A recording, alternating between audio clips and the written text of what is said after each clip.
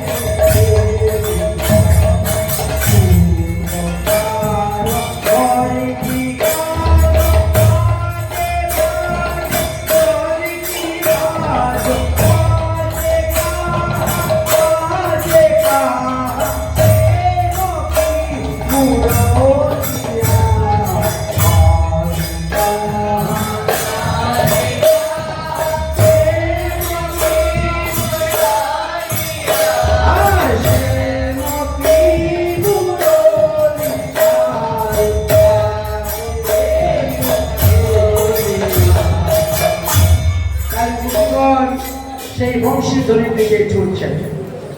আজকের বংশীতে কি হয়েছে? কাম বীজ কাম বান মারা হয়েছে। আচ্ছা, কামদেবের বান কয়টা? 5টা।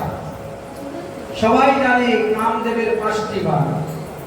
যদি কামদেব কার উপরে 5টা বান মারে সে বেচারা ঠিক থাকতে পারবে না। আচ্ছা, কাম বীজের মধ্যে কি আছে? ক্লিং শব্দ আছে। কাম বীজের মধ্যে সবার আগে ক্লিং শব্দ। ক্লিংয়ের মধ্যে কয়টি অক্ষর আছে? 5টি অক্ষর আছে। ক, ল, দীর্ঘইকার আর চন্দ্রবিন্দু আর না, এই 5টি মিলিয়ে ক্লিং শব্দের উৎপত্তি হয়েছে।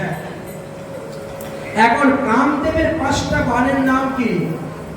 উন্মাদ, তাপন, সুষণ, স্তম্ভন, মোহন। এই 5টি বান কামদেব কি দিয়ে তৈরি করেছেন? বললেন ক, আম্রমকুল, আমের ফুল দিয়ে একটি বান, অশোক ফুল দিয়ে একটি বান, মাধবী ফুল দিয়ে একটি বান, মল্লিকা ফুল দিয়ে একটি বান আর পুষ্পবকুল ফুল দিয়ে একটি বান। এই 5টি দিয়ে তিনি বান মেরেছেন। এবার শ্রীমতী রাধারানীর কানে গিয়ে সেই ধ্বনি ঢুকল। অন্যান্য গোপীগণ সবাই চলে আসছেন কৃষ্ণকে খোঁজার জন্য, কিন্তু রাধারানী এখনো ঘরে আছেন। রাধারানীর কানে গিয়ে আজ ঢুকল। তাই রাধারানী সখীকে বলছে, আজ রাই তহে কে বাহেন ওরে মুরলী বাজায় যেন।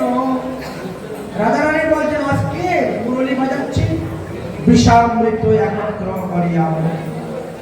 তাই রাধারানী এবার ছুটছে, কিন্তু রাধারানীর মন থরথর করে কাঁপতেছে। তিনার এক অঙ্গের ভূষণ আরেক অঙ্গের মধ্যে লাগাচ্ছেন, কি পড়তে গিয়ে যে কি পড়ছেন তিনার কোনো হুঁশ নেই, কোনো তাল নেই। আজকে রাধারানী কৃষ্ণের বংশীধ্বনি শুনে সিঙ্গার করতেও ভুলে গিয়েছেন। তাই সিঙ্গার করতে গিয়ে রাধারানীর সমস্ত সিঙ্গার উল্টা পাল্টা হয়ে গিয়েছে। রাই সাজে বাঁশি বাজে না পড়িল উল, কিবা করতে কি করে রাই সবই হলো ভুল। রাধারানী নয়নের মধ্যে দিয়েছেন আলতা আর পায়ের মধ্যে দিয়েছেন কাজল, বুঝলেন? এক হাতে চুড়ি পরেছেন আরেক হাতে চুড়ি পরেন নাই, এক কানে কুন্দুল দিয়েছেন আরেক কানে কুন্দুলি দেন নাই। এইভাবে উলট পালট সেজে বুঝে কোন রকম দৌড়ে পালিয়েছে। সবাই চলে যাচ্ছে তো এই জন্য। এই যে সুশীলা সতীর সঙ্গে 16,000 গুপি, কুন্তী সতীর সঙ্গে 10,000 গুপি, কদম্বমালা সতীর সঙ্গে 13,000 গুপি, যমুনার সঙ্গে 14,000 গুপি, তারপরে সাবিত্রীর সঙ্গে 15,000 গুপি, সত্যপ্রভার সঙ্গে 17,000 গুপি, শুভাবুমির সঙ্গে 18,000 গুপি, পদ্মানীর সঙ্গে 20,000 গুপি। এইবারে আস্তে আস্তে 100 কোটি গুপির সেই আগমন হয়েছে। ভগবান শ্রী গোবিন্দ দেখলেন এখনো রাধারানী আসেন নাই, কিন্তু গোপীরা যখন এসেছে তাদেরকে ডাকতে হবে তো। স্বাগত ভূ মহাভাগ কিং প্রিয় করবামি চ ব্রজেশ্বরাময়ং কশ্চিৎ দ্রুত আগমন কারণম। ভগবান শ্রীকৃষ্ণ বলছেন, হে গোপীগণ আসো আসো আসো, আমার কাছে আসো। রসিক নগর রসিক ভক্ত সঙ্গে পেলে তিনি একটু রসিকতা করেন তো, এই জন্য সবাইকে ডাকছেন। ডাকার পরে দেখলেন 100 কোটি গোপীর মধ্যে রাধারানী আসেন নাই। এখন এদিক ওদিকের কথা বলে একটু সময়টা কাটাতে হবে, তাই তিনি বলছেন, কহ দেখি কি লাগিয়া গহন বনে গেলে গো,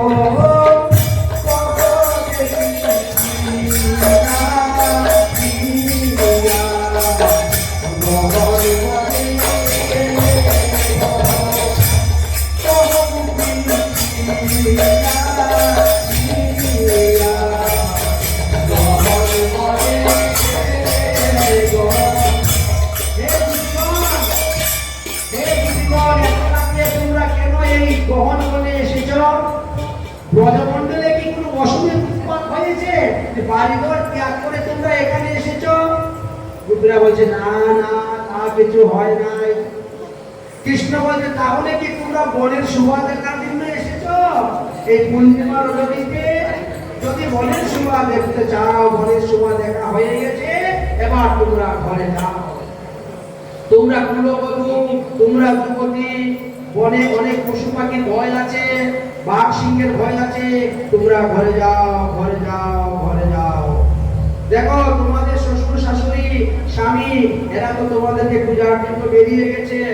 মা তারো পিতর পুত্রা মা তারো পতনম ইয়শ্চ চিন্নয়ানম সপশ্চান্তি কষ্টিত বন্ধ সত্যব।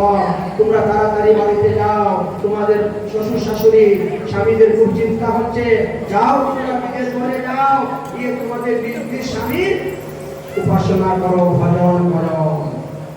নিজ নিজ ঘরে গিয়ে ভজ নিজ পতি ভিন্ন নারী নাহি আরো পতি। আরে আমি তো পরপুরুষ, তোমরা সতী নারী হয়ে তোমরা কেন আমার কাছে এসেছো? তোমরা কি জানো না সতী নারীগণ পতি ছেড়ে কখনো অন্য পুরুষের কাছে যায় না। স্বামী যদি দেখতে কালো হয়, রূপী হয়, নির্দর হয়, অন্ধ, লেগরা, খুড়া, আকুর, কুবা, তথাপিও স্বামীকে ত্যাগ করতে নাই। নিজের স্বামীকে ত্যাগ করে সুন্দর যুবক ছেলের কাছে যেতে নাই।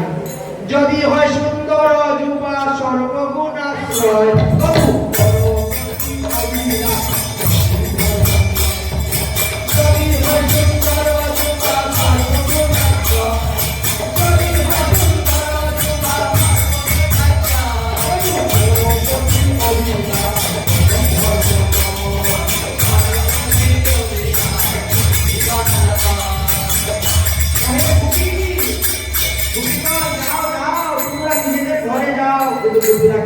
না।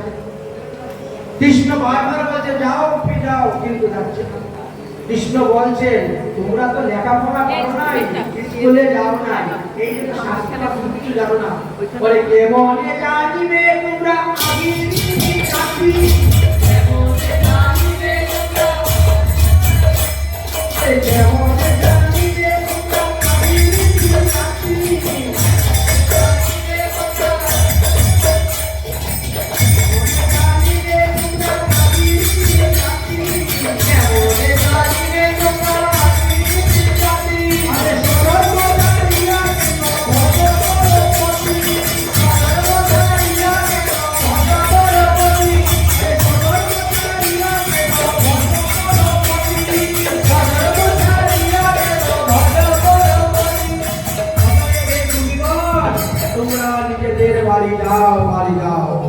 শোনো শোনো, কাল বসো, তোমাদের একটা গল্প বলি। বসো বসো।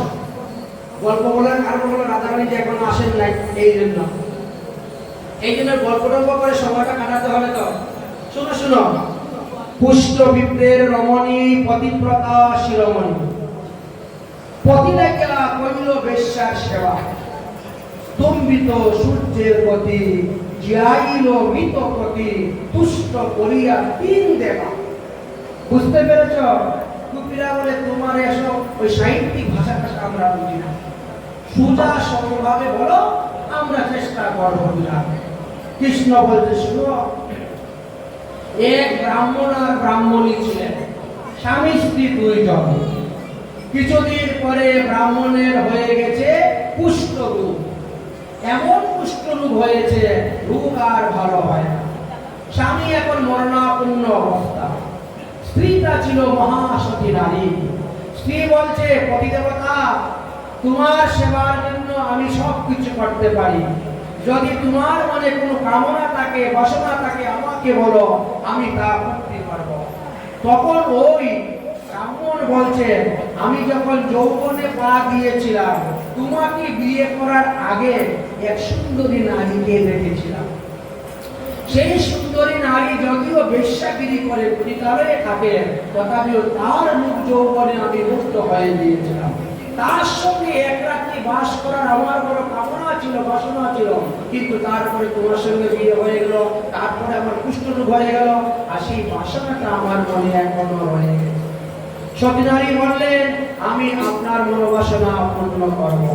সতী নারীদের কাজ হলো পতির সেবা করা, পতিকে সুখী রাখা, পতিকে সন্তুষ্ট করা। তাই তিনি কি করলেন, ওই বেশ্যার বাড়ি গিয়ে বেশ্যার কাপড় ধোন, থালা বাসন ধুয়ে দেন, ঘর দরজা মাজা পোছা করেন। এক মাস পরে বেশ্যা যখন বেতন দিতে চাইল, সতী নারী বলছে, আমি বেতন নিব না, বেতনের বিনিময়ে আপনাকে এক রাত্রি আমার স্বামীর সঙ্গে থাকতে হবে। তখন বেশ্যারমণি বলল, তাহলে তোমার স্বামীকে নিয়ে আসো। সতী নারী বলল, আমার স্বামী কুষ্ঠরোগগ্রস্ত, বিছানার মধ্যে শয্যায় পড়ে আছে, তাকে আনা যাবে না। বেশ্যা নারী বলল, তাকে একটা কোনো কিছুর মধ্যে বসিয়ে রাতের অন্ধকারে আমার বাড়িতে নিয়ে আসিও। সেই অনুসারে তিনি বাড়িতে গেলেন। অমাবস্যা রাতের অন্ধকারে তাকে মাথার মধ্যে পরে নিয়ে সতী নারী রওনা হয়েছে। একটি জায়গার মধ্যে হলো চৌমুহনা, সেখানে মান্ডব ঋষি শুলের উপরে ছিলেন বসা, আর ওইখানে যাওয়ার সময় মান্ডব ঋষির সঙ্গে ধাক্কা লেগে যায়। মান্ডব ঋষি বলে, কে রে, আমাকে এত দুঃখ দিলে? সতী নারী বলছে, বাবা, আমি আমার স্বামীকে নিয়ে যাচ্ছি পতিতালয়। তখন ঋষি বলছে, মান্ডব ঋষি, তুমি যেই হও না কেন, আগামী কাল সূর্য উদয় হওয়ার সঙ্গে সঙ্গে তোমার স্বামী মারা যাবে। সতী নারী বলছে, আমি যদি সতী সাবিত্রী হয়ে থাকি, আগামীকাল থেকে সূর্য উদয় হবেই না। এইভাবে দুজনের মধ্যে চলছে কথাবার্তা। সূর্যদেব এখন পড়লেন বিপদের মধ্যে, কি করবে? সূর্যদেব তাড়াতাড়ি দৌড়ে ব্রহ্মার কাছে গেলেন, বিষ্ণুর কাছে গেলেন, নারায়ণের কাছে গেলেন। হে প্রভু, আমি এখন কি করব? আমার গতি এখন কি হবে? আমি যদি না চলি, তাহলে পৃথিবী প্রলয় হয়ে যাবে।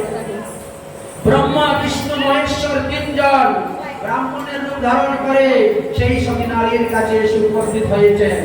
হয়ে বলে, সতী নারী, তুমি তোমার বাক্য ফিরিয়ে নাও, কালকে থেকে সূর্য উদয় হোক। সতীনারী বলছেন আমি ফিরিয়ে দিব না, নিলে আমার স্বামী মরে যাবে, আমি এই ব্যক্তি ফিরিয়ে দিব না।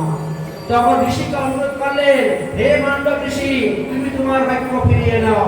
ঋষি বলে একবার বান বেরিয়ে গেলে আর সেই তীর ফিরে আসে না, আমার বাক্য ফিরে আসবে না। এবার কি করা যায়? ব্রহ্মা বিষ্ণু মহেশ্বর বড় চিন্তায় পড়ে গেলেন।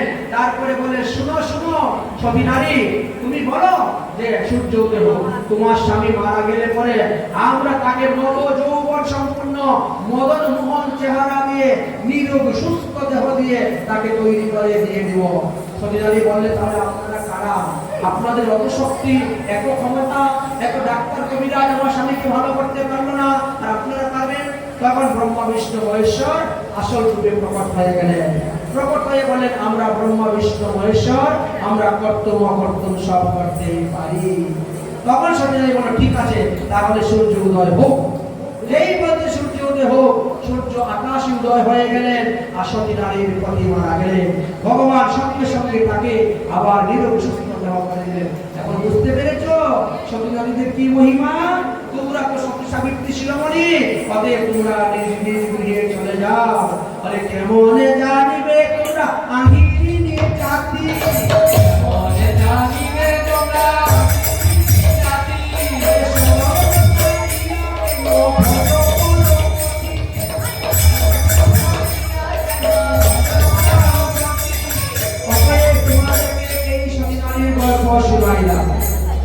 এখন যারা নরম প্রাণের গোপী, তারা তো পায়ের লোক দিয়ে মাটি তুলি আর কাঁদে। কৃষ্ণ বাঁশি বাজিয়ে আমাদের নাম ধরে ডেকে আমাদেরকে আনলো, আর এখন তো আমাদের কিরকম বিড়ম্বনা করছে। এতজন গোপীর মধ্যে একজন ছিল প্রখর গোপী, সে উঠে দাঁড়িয়ে গেছে। প্রখর গোপী একজন উঠে দাঁড়িয়ে গেছে, দাঁড়িয়ে বলে, কৃষ্ণ শুনো শুনো, তুমি তো এতক্ষণ আমাদেরকে সতী নারীর গল্প শোনাইলে, এখন আমি তোমাকে একটা সতী নারীর গল্প শোনাবো, তুমি বসো, তুমি শান্ত মনে শুনো। কৃষ্ণ এবার বসে গেছেন।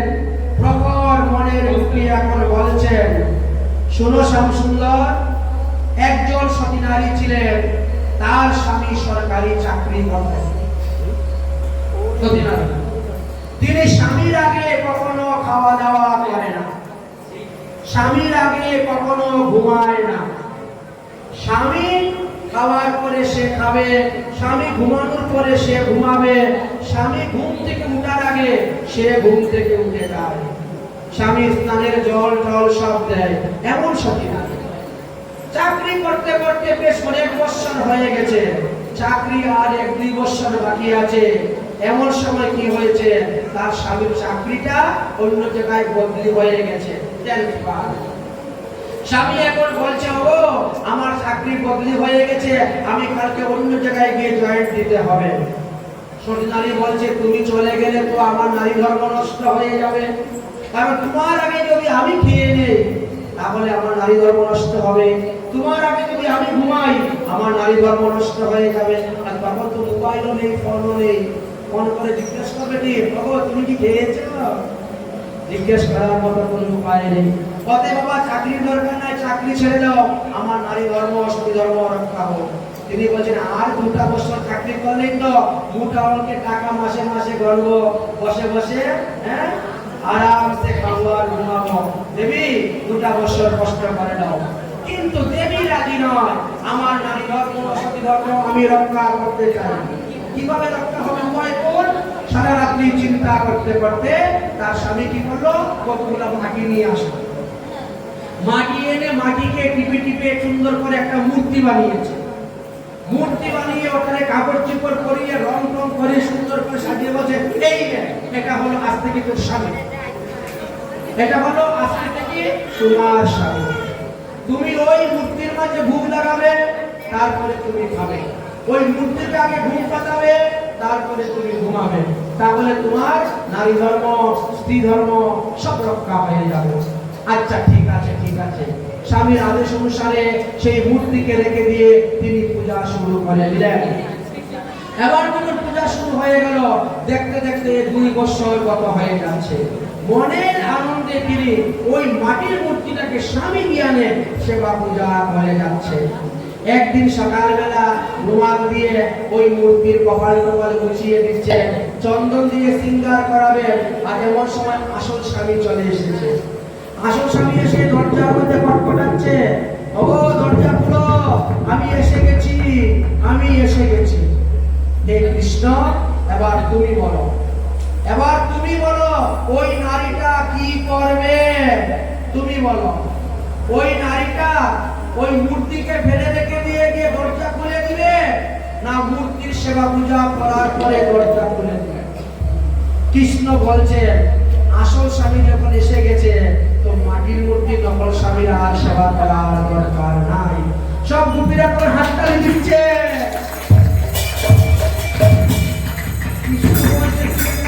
হাততালি কেন দিচ্ছ? বলে দিব না, বাড়িতে যেটা আছে ওটা হলো মাটির মূর্তি, নকল মূর্তি, নকল স্বামী, আর তুমি হলে জগৎ স্বামী, আসল স্বামী। তাই তুমি আমাদেরকে ডেকেছো, আমরা তোমার কাছে এসেছি লীলা করার জন্য, তাহলে দুষ কিসের? দেখতে দেখতে শ্রীমতী রাধারানী এসে উপস্থিত হয়ে গেছেন। যেই রাধারানী এসে উপস্থিত হয়েছে, ভগবান শ্রীকৃষ্ণের কথার বিরোধ পরিবর্তন হয়ে গেছে। রাধারানী বললেন, আসো গোপীগণ, এবার তোমাদেরকে নিয়ে রাসলীলা আসবো। বলো রাধা রানী কি? আজ রাধা নাচে, কৃষ্ণ নাচে, রাধা নাচে, কৃষ্ণ নাচে, নাচে গোপীগণ, রাধা নাচে, কৃষ্ণ নাচে, নাচে গোপীগণ, রাধা নাচে, কৃষ্ণ নাচে, নাচে গোপীগণ, রাধা নাচে, কৃষ্ণ নাচে, নাচে গোপীগণ, মন্ত্রে মনে করে সখিরে বলুন বৃন্দাবন, মনে মনে করে সখিরে বলুন বৃন্দাবন।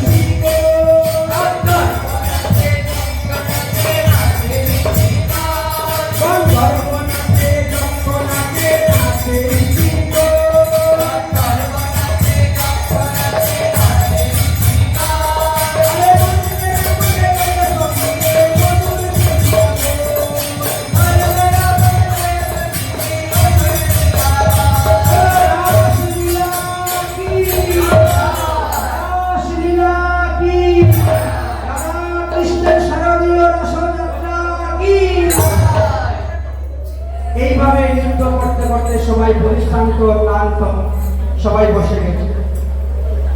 বসে এক গোপী কৃষ্ণকে বলছে, কৃষ্ণ দেখো তোমার সঙ্গে নাচতে নাচতে দেখো আমার ঘাম পড়তেছে, টপ টপ করে, আমার ঘামটা মুছে দাও।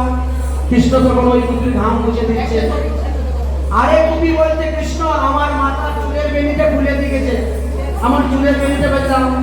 কৃষ্ণ চুলের বেনি বেঁধে দিচ্ছেন।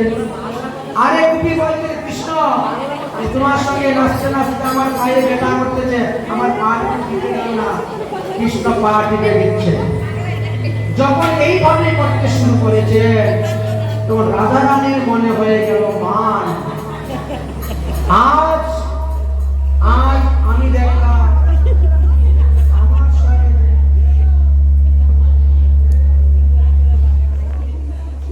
রাধা রানী হয়ে গেল মান।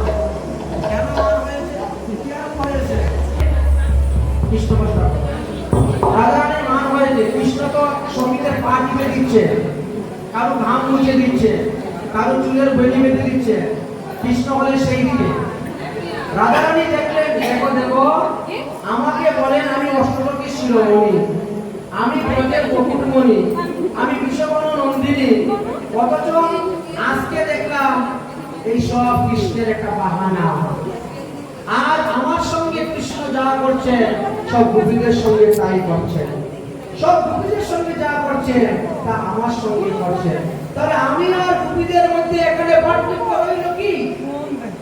অতএব আমি এইখানে থাকবো না, এই বলে রাধারানী চলে গেলেন। মান করে রাধারানী রাসলীলা ছেড়ে চলে গেছেন। এদিকে কৃষ্ণ তো কোন গোপীর পা টিপে দিচ্ছেন, কোন গোপীর ঘাম মুছে দিচ্ছেন, কোন গোপীর চুলের বেনি বেঁধে দিচ্ছেন। হঠাৎ তাকিয়ে দেখেন রাধারানী নেই। আমার রাধারানী কোথায় গেল? এই রাসলীলাতে তো রাধারানীকেই খোঁজা হলো আমার আসল কাজ। তাই রাধারানীকে দেখতে না পাইয়া কৃষ্ণ রাধারানীকে খোঁজার জন্য কৃষ্ণ চলে গেলেন রাসলীলা ছেড়ে, চলে গেলেন রাধারানী। কৃষ্ণ যখন চলে গেছেন গোপীগণ তখন কৃষ্ণকে দেখতে না পাইয়া তারা কাঁদতে শুরু করেছে। কৃষ্ণ অন্তর জ্ঞান দেখি যত গোপীগণ হানাথ হানাথ বলিয়া করেন রুদন, বনে বনে বুলে বুলে পাগলিনী হইয়া তুলসী মালতী আদি সবাইকে বলে শুধাইয়া, তোমরা কি দেখেছ গো তুলসী কৃষ্ণ এদিকে যেতে? ওগো মালতী, ওগো জ্যোতি, ওগো জুই, তোমরা কি দেখেছ? কেউ বলছে না। ও তোরা তো আমাদের মতনই নারী, তোরা তো আমাদের মতনই নারী, এই জন্য তোরা বলছিস না কৃষ্ণ কোথায় গিয়েছে।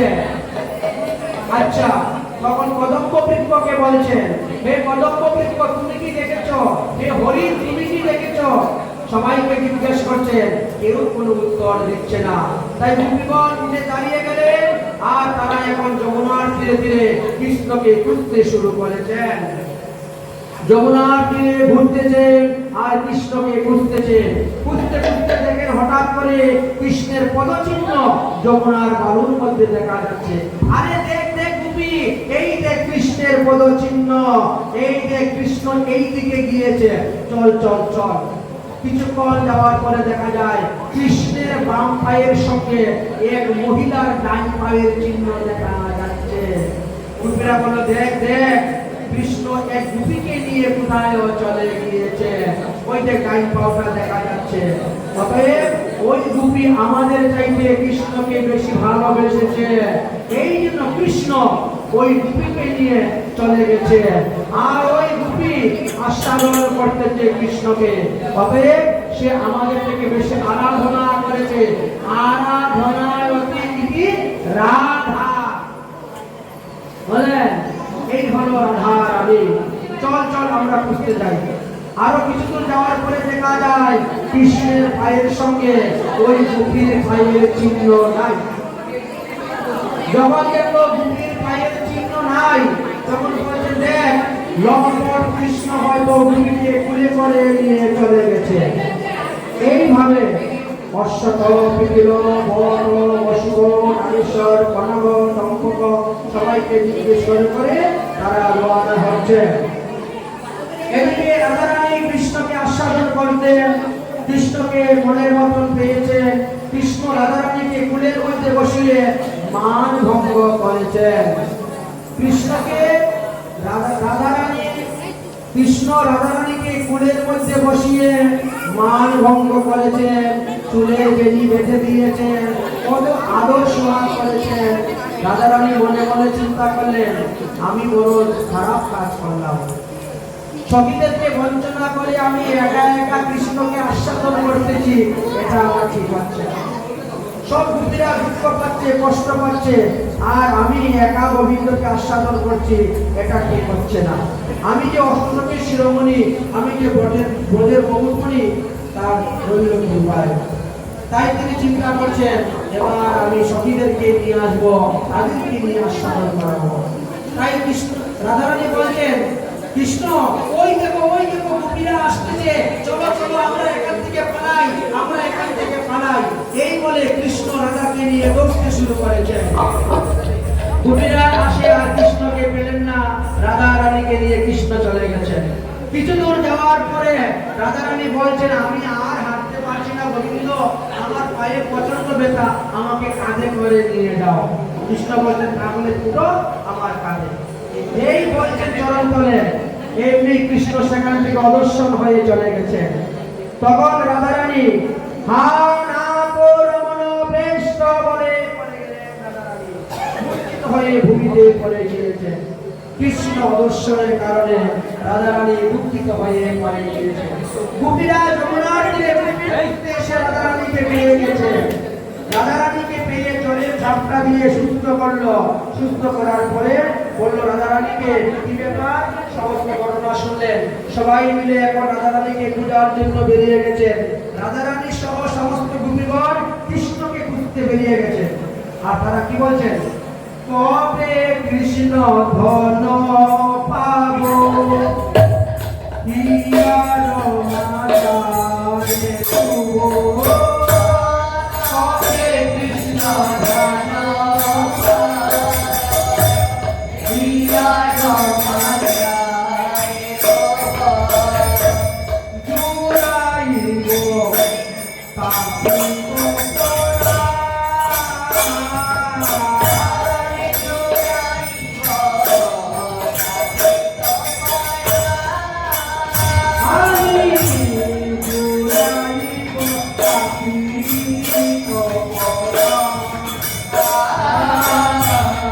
তোরা,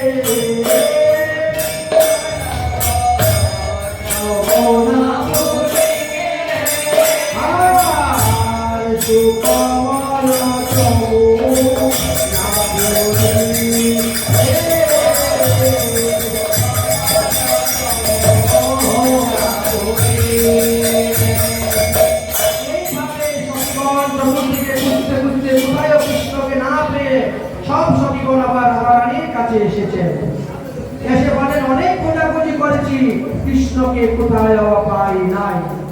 রাধারানী বললেন, পূজার রাস্তা তো মানে জ্ঞানের রাস্তা, আর জ্ঞানের রাস্তা দিয়ে কখনো ভগবানকে পাওয়া যায় না।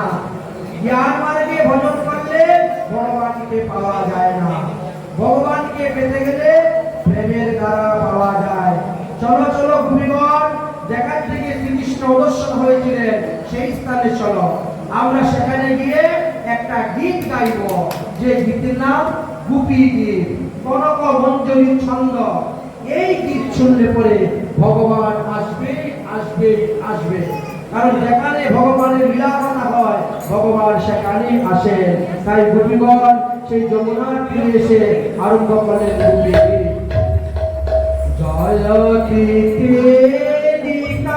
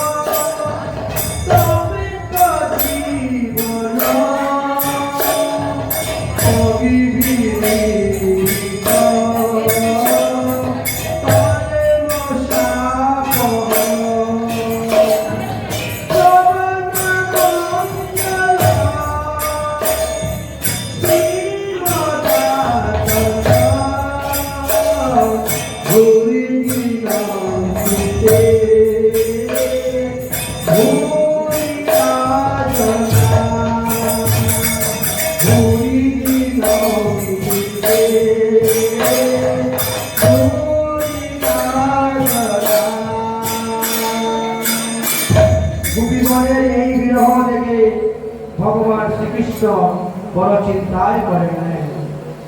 ভগবান শ্রীকৃষ্ণ মনে মনে চিন্তা করলেন, আমি যে শাস্ত্র পুরাণে বলেছি যে যথাবান প্রপদ্যন্তে তাং সতৈব ভজন্মহ, আমি তো সেইভাবে গোপীদেরকে ভালোবাসতে পারি না।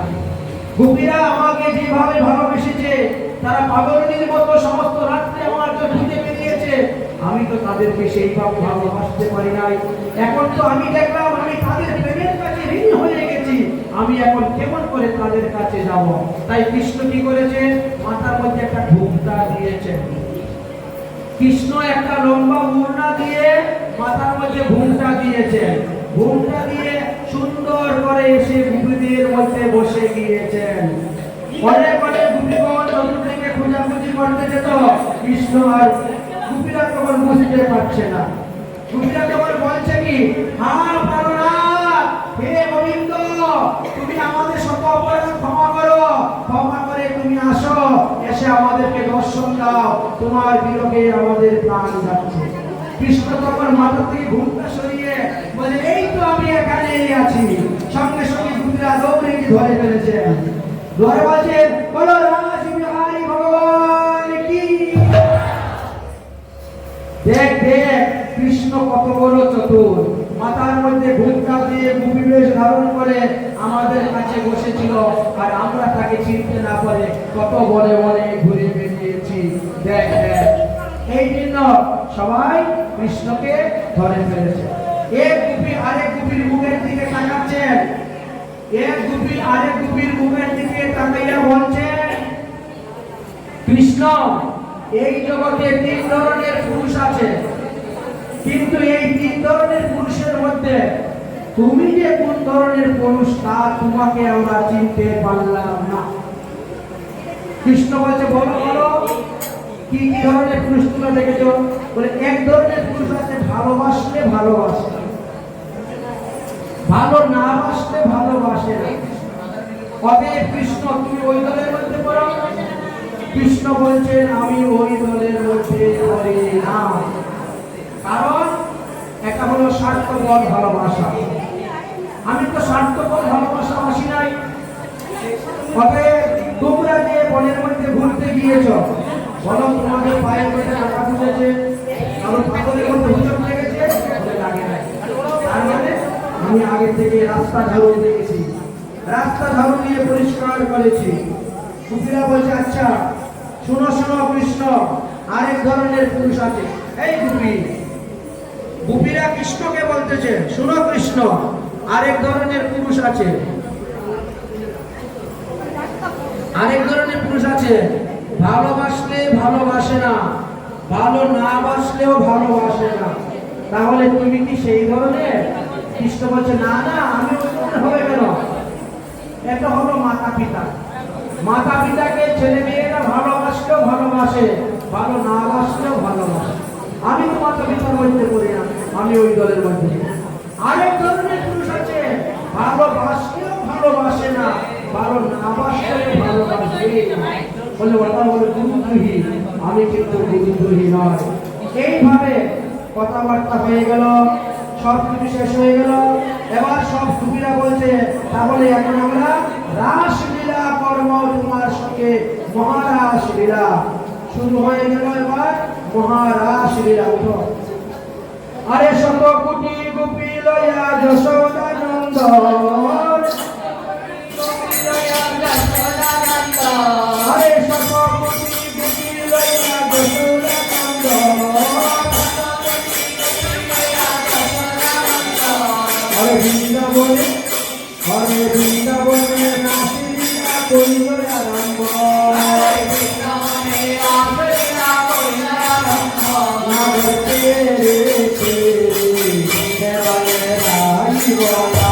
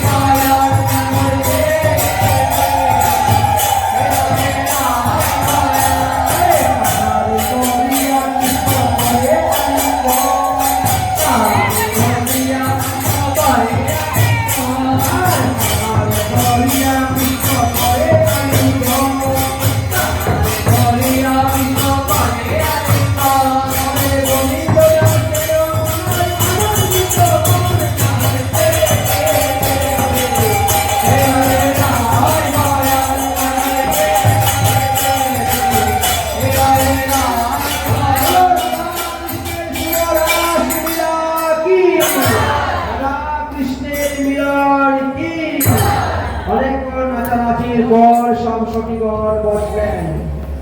সখীগণ বসে বলছে, শুনো শুনো, একসঙ্গে সবাই নৃত্য করলে বোঝা যায় না রাধা ভালো নেচেছে না কৃষ্ণ ভালো নেচেছে। বুঝলেন? একসঙ্গে নৃত্য করলে বোঝা যাচ্ছে না। আলাদা আলাদা পৃথক পৃথক ভাবে নৃত্য করতে হবে, তবে আমরা দেখবো কে ভালো নৃত্য করতেছে, কে ভালো ভালো নাচতেছে। কৃষ্ণ মনে মনে চিন্তা করছে, সর্বনাশ হয়ে গেছে, সর্বনাশ হয়ে গেছে। কারণ আমি তো বড় বড় গুরুদের উস্তাদ ধরে নাচ শিখি নাই, আমি তো বড় বড় গুরু ধরে নাচ শিখেছি। আর রাজা রানী হলো রাজার মেয়ে, তাই সে বড় বড় গুরু ধরে নাচ শিখেছে।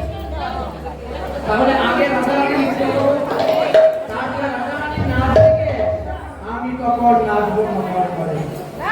এই জন্য শ্রীকৃষ্ণ বলছেন কি, বড় শুনো শুনো গোপীগণ, রাজা রানী হলো রাজার মেয়ে, অল্প সময় নৃত্য করলে নারী প্রতিষ্ঠানিত হয়ে পড়ে যাবে। অতএব রাজা রানী আগে নৃত্য করো, তারপরে আমি নৃত্য করবো। উস্তাদের মায়ের সাথে ঠিক আছে। আর সংস্কৃত বলছেন, অগর চাঁদ বদলি দেখি, অগর চাঁদ বদলি দেখি,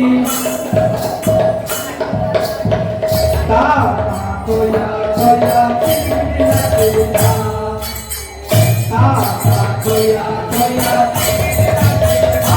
বাজে চিন্তা, বাজে চিন্তা, বাজে চিন্তা, বাজে চিন্তা, তা কোয়া কোয়া চিন্তা, তা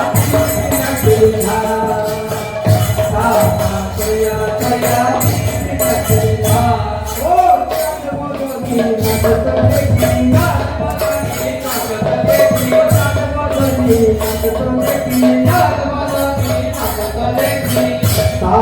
কোয়া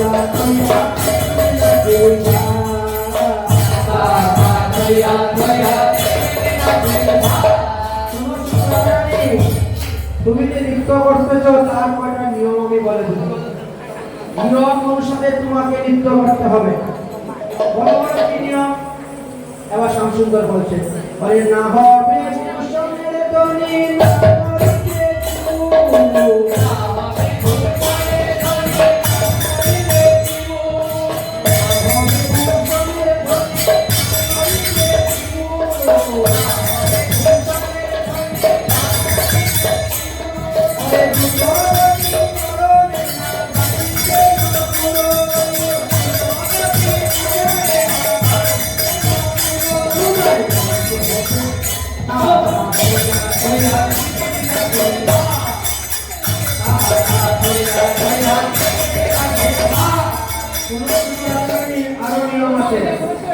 আমি একটা গরুর মতো দাগ দিব, ওই দাগের মধ্যে তোমাকে নাচতে হবে। দাগের মধ্যে পা পড়লে কিন্তু তুমি হেরে যাবে, অতএব হিসাব করে নাচতে হবে। তাই বলছেন, আমি ধনু অঙ্কের দাগ দিব, তার মধ্যে নাচতে হবে। আর আমি যে বাঁশি বাজাবো বিষম সংকট, এর মধ্যে নাচতে হবে। আরে বিষম সংকট তালে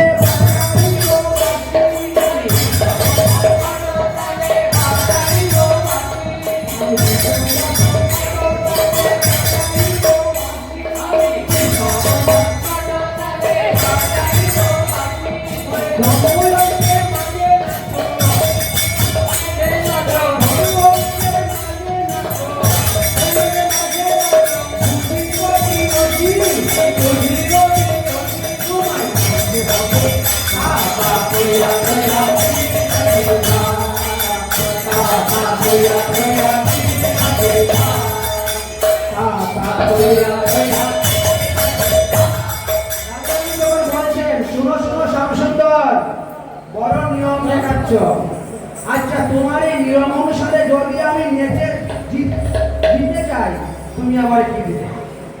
শামসুন্দর বলছে, আমার বাঁশি তোমাকে দিয়ে দিব। যদি তুমি জিতো, আমি তোমাকে বাঁশি দিয়ে দেব। আর যদি হারো রাজা রানী, রানী, তাহলে তোমার কাচুলি আমি নিয়ে নেব। ঠিক আছে, এই হলো কথা। রাধারানী মনে মনে চিন্তা করলো, পাশেই তো আমার চাই, অতএব গোবিন্দ যত নিয়ম করুক সব নিয়ম রক্ষা করে আমি নাচবই নাচবই নাচবো। এই জন্য রাধারানী এখন নাচের জন্য প্রস্তুত হয়ে গেছে। ওরে যেমনি বলে সামনে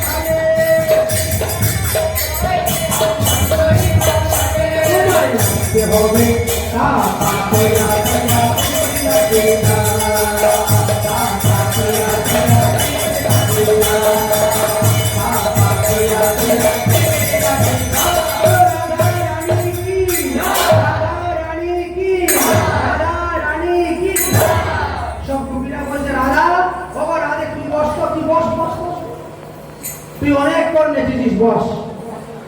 এবার শ্যামসুন্দর তোমাকে নাচতে হবে। রাধারানী নৃত্য করে আমাদেরকে দেখিয়ে দিয়েছে, এখন তোমাকে নাচতে হবে।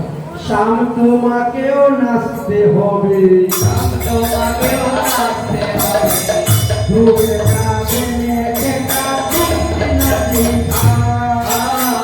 ঘুরে যাবে একা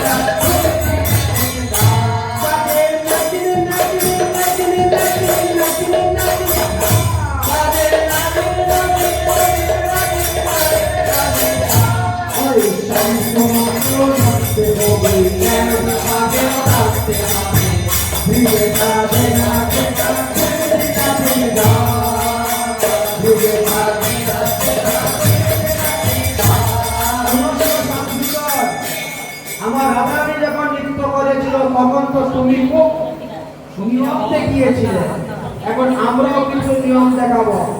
তোমার গলার কোনো মালা নড়তে পারবে না, তোমার কোমরের বুক নড়তে পারবে না, তোমার পায়ের নখে শব্দ হতে পারবে না। আরে না নড়িবে বন্ড বন্ধু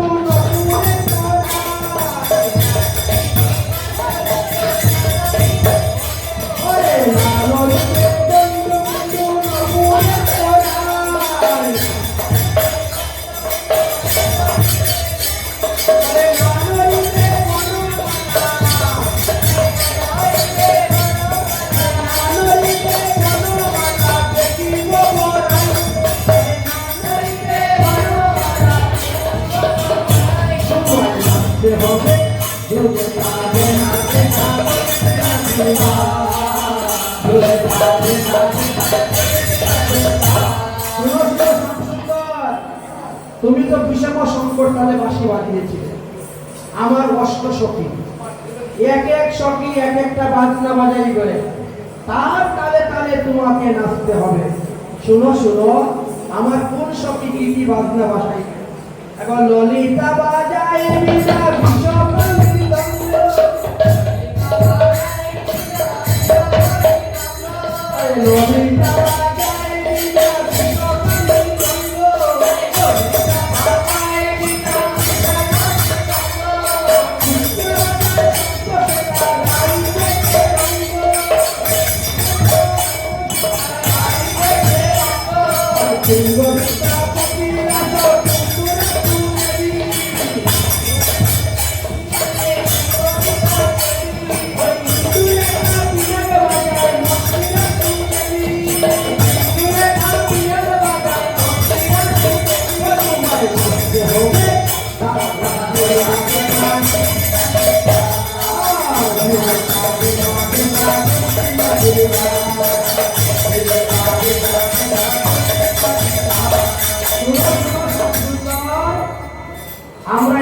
বাজনার তাল দিব, আমাদের তালে তালে নাচতে হবে। তুমি বিষম সংকট তালে বাঁশি বাজাইছিলে, আর আমরা উদ্ভট্ট তালে বাজনা বাজাইব। তালেও নয় বেতালেও নয়, উদ্ভট্ট তাল। ওই উদ্ভট্ট তালেতে যদি হারো বনমালী, তালেতে যদি হারো বনমালী, ওই উদ্ভট্ট তালেতে যদি হারো বনমালী, উদ্ভট্ট তালেতে যদি হারো বনমালী, সুরাবাসী কেড়ে নিব যুবকরা, সুরাবাসী কেড়ে নিব যুবকরা, সুরাবাসী কেড়ে নিব যুবকরা, সুরাবাসী কেড়ে নিব যুবকরা। কৃষ্ণ বলেন, বাবা এত বড় শর্ত? আচ্ছা বুঝিবন, আমি যদি এই নৃত্যতে জিতে যাই তাহলে তোমরা আমাকে কি দিবে বলো? তখন বিপিনে বলছে, আরে যদি জিত রাইকে দিব,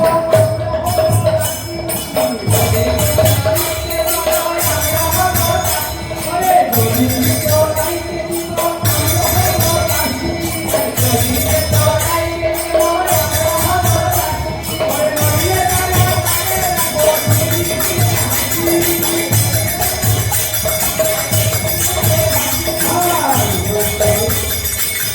এইভাবে বলতে বলতে ওয়ারের মধ্যে নৃত্য হলো।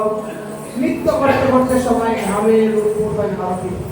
নৃত্য করতে করতে ঘামে একেবারে লুটফুট হয়ে গেছেন সবাই। ভগবান শ্রীকৃষ্ণ বলেন, চলো তাহলে আমরা এখন যমুনায় যাই।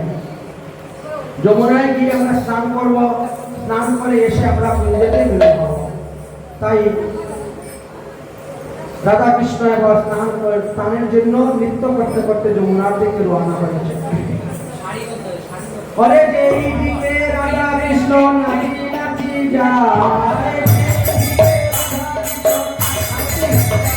ওরে যেই দিকে রাধা কৃষ্ণ নাচি নাচি যায়,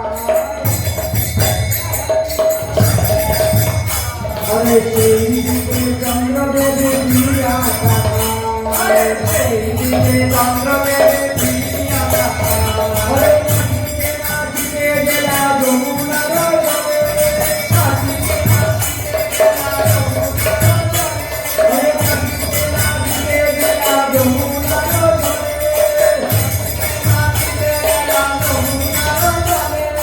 স্নান করে ফিরে আসলা কুঞ্জের ভিতরে, স্নান করে ফিরে আসলা কুঞ্জের ভিতরে, স্নান করে ফিরে আসলো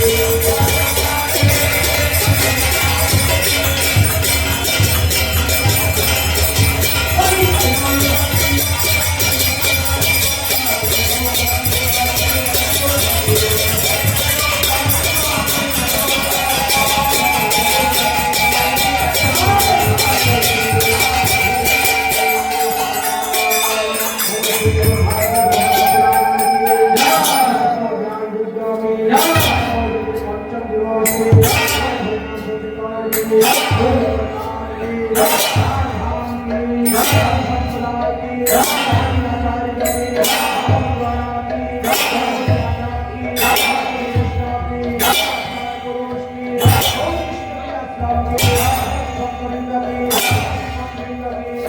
you.